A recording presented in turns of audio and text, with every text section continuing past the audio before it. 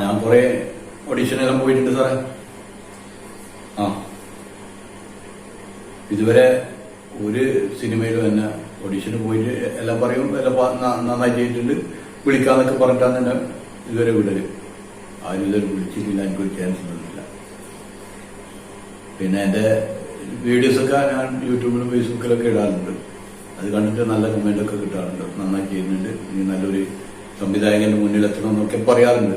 പക്ഷെ കുറെ സംവിധായകന്മാരുടെ മുന്നിൽ ഞാൻ പോയി അവര് പറയുന്ന സാറടക്കം പറയുന്ന ഓരോരു കോമാളിത്തരം ഞാൻ കാണിച്ചിരുന്നു. ഇതുവരെ ഇതുവരെ ഒന്നും കിട്ടിയിട്ടില്ല. അവര് നിരാശയിലാണ്. സാറിന്റെ സിനിമയിൽ എനിക്ക് നല്ലൊരു വേഷം തരുമെന്ന് വിചാരിക്കുന്നു. നദിയാ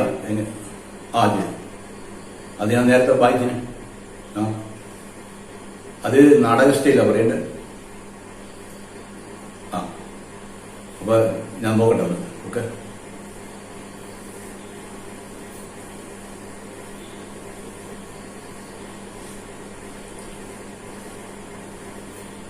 തളരുചിതനായ ഈ യുവാവിന്റെ ഉദ്വിഗ്നത എന്താണ് ദേവി നീ മനസ്സിലാക്കാത്തത്?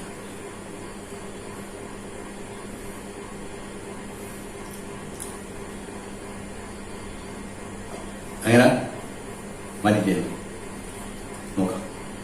ഒരു പ്രായം മതിയോ?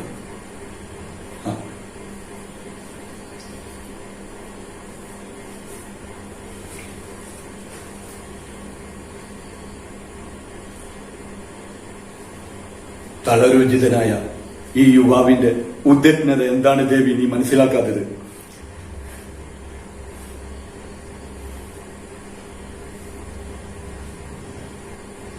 വരും സാറേ. മറ്റു ഡയലോഗ് ഞാൻ ഓഫീസിൽ പോയി പറയുന്നു. അത് ക്ലിയർ.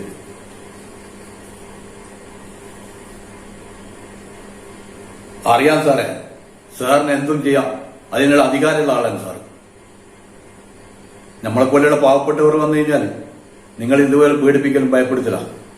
ഒരു സമ്പന്നൻ വന്നു കഴിഞ്ഞാൽ നിങ്ങൾ അവരോട് ഇരിക്കാൻ പറയും, നമ്മൾ പീഡിപ്പിക്കുക, ഭയപ്പെടുത്തുക. അതല്ലേ നിങ്ങളെപ്പോലുള്ള ഉദ്യോഗസ്ഥന്മാർ ചെയ്യുന്നത്. പാവപ്പെട്ടവരല്ലേ, എന്തും കേൾക്കും, എന്തും അനുസരിക്കും. ആ ധാരണ ഉണ്ടല്ലോ, അത് നിർത്തണം സാറേ.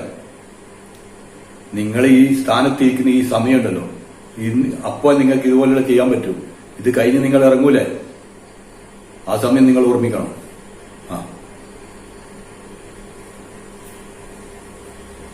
പോരെ സാറേ?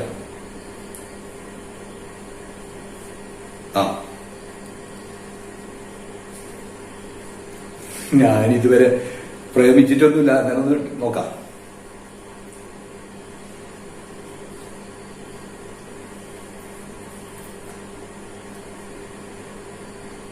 ഇല്ല, നിന്നോടൊന്നും സംസാരിക്കാന്ന് വിചാരിച്ചില്ല. അല്ല, നമ്മൾ പണ്ട് കണ്ടതല്ലേ. കല്യാണം കഴിഞ്ഞാ? അതെയാ? അല്ല, ഓർമ്മ പുതുക്കാൻ വേണ്ടിട്ടൊന്ന് വിളിച്ചതാ. സുഖല്ലേ?